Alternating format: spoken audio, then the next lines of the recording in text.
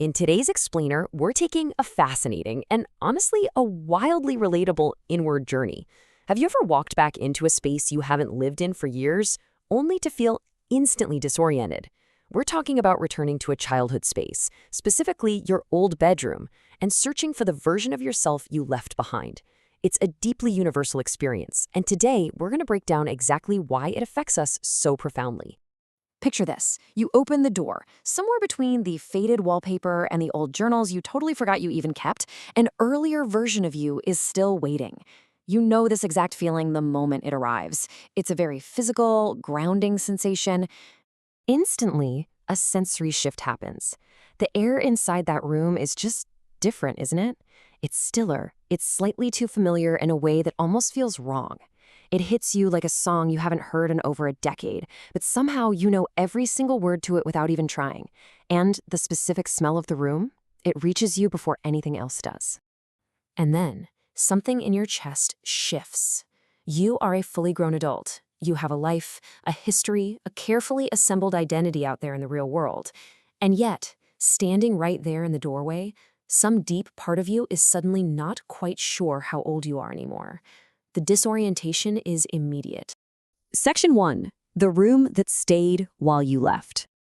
Okay, let's dive into the physical reality of this because these spaces simply do not age the way we do. They stay frozen while we just keep moving forward.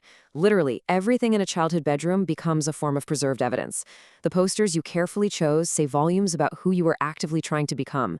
The books on the shelf, well, some finished, some completely abandoned, they're a literal map of what once fascinated you. And those journals, if you open one, it speaks in a voice that is undeniably yours, yet utterly foreign.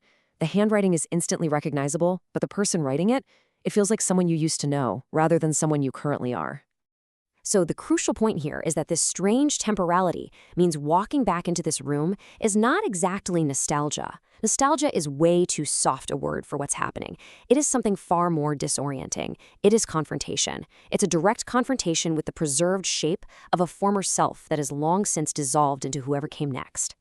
Think about the timeline of how our potential actually erodes. There is a version of you that existed before the world got to you, before you learned which parts of yourself were acceptable and which needed to be hidden away, before that very first real failure taught you to protect yourself and want less, before the accumulated weight of other people's expectations began to heavily shape what you actually allowed yourself to dream. But in that room, that unburdened version of you left behind what we'll call residue. The drawing you made at 11 that was genuinely strange and totally free. The highly ambitious lists of things you wanted to be, lists so big they might honestly embarrass you now. The evidence of your pre-limitations, your so-called impractical obsessions. It's all proof that once upon a time, you didn't even know your own limitations. Section 2. Measuring the drift. Calculating the space between then and now. When we walk back into these spaces, we instinctively start to measure the person we are right now against the person the room so perfectly remembers.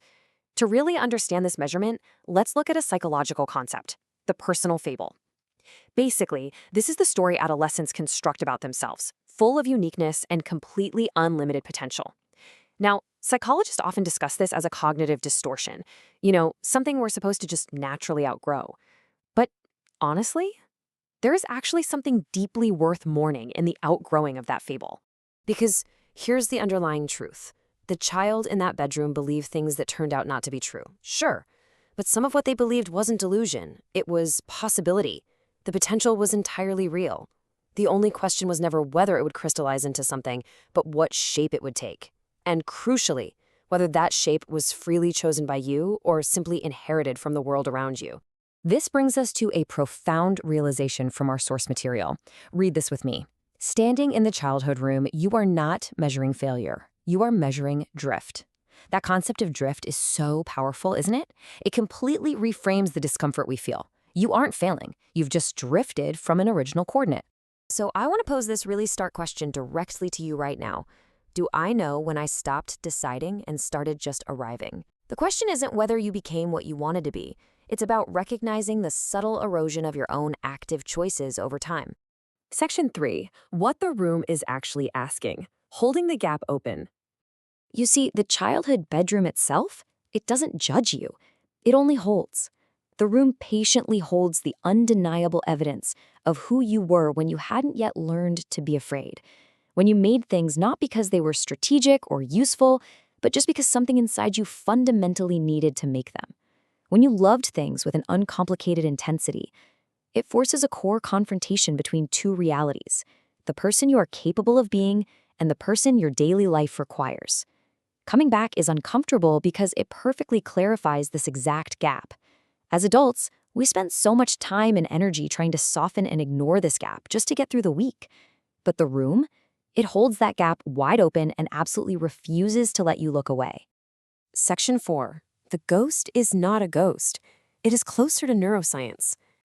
Now, this whole thing isn't just pure sentimentality. The 11, 14, or 17-year-old you is not a past self in the way that a dead star is past. They aren't gone. The younger you is like a subterranean layer, living right beneath the surface of your adult brain. Those past dreams didn't vanish. They literally just went underground. They are still present in your automatic response to certain music, in the random things that make you laugh completely without warning, in the raw creative impulse that suddenly surfaces when you know absolutely no one else is evaluating you. Sometimes, in returning to the room, you just catch a fleeting glimpse of where all that incredible energy went hiding. Section 5. What to bring forward. The excavation. Obviously, we cannot go back in time. And you know what? Let's be totally clear. That is not a tragedy. It is simply the structure of time. But you absolutely can bring something forward with you. And that is what makes this realization so exciting to explore. It requires examining the shedding. You really have to distinguish between things left behind on purpose, ambitions genuinely not worth keeping, where growth actually required release. I mean, the 13-year-old you didn't know everything, and some of that shedding was totally correct and necessary. But then there are things abandoned purely out of fear. The dreams, the openness that was incredibly valuable, but just wasn't safe. Maybe someone laughed at you, maybe it didn't fit the expectations of who you should become. We have to learn to reclaim what we left behind merely because it wasn't safe. Ultimately, the childhood bedroom asks this vital question: what did you leave here that still belongs to you? If you just sit there, if you stay in that stagnant air long enough to truly listen, the answer to this question is almost always more than you ever expected. Which leaves us with this final, incredibly powerful thought to close out our explainer today. What version of yourself did you leave behind? And what would it mean to go back for them?